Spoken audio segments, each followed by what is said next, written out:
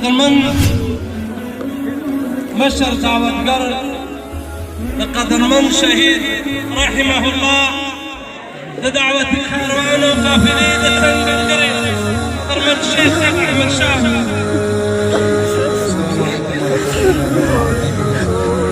زما عزتمن ټولګي خبرې وضاحت دا دی چې شیخ صاحب ما ته د 10 کراتو نه زیات ویلي وو چې زما جنازه به ته کې او کراتو مراتو راته ویلي وو نو ما د هغه د وصیت مطابق دا جنازه د بعضې امور د وجې نه شیخ صاحب عبدالسلام ته وسپارله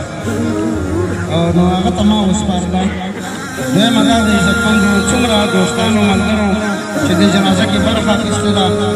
او د شیخ صاحب مینوال دي الله رب العالمین دې ستاسو راتګ قبول کړي انشاءالله موږ او تاسو به د قرآن او د سنت دعوت نه پرېږدو د قرآن او د سنت په دعوت او په دې لار کې نور به هم شهیدان کېږو الله رب العالمین به د دې شهادتونو رنګ راوړي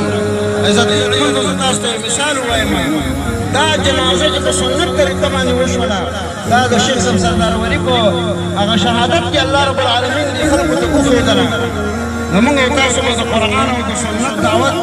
علی نهج السلف الصالح به انشاءالله جاري ساتو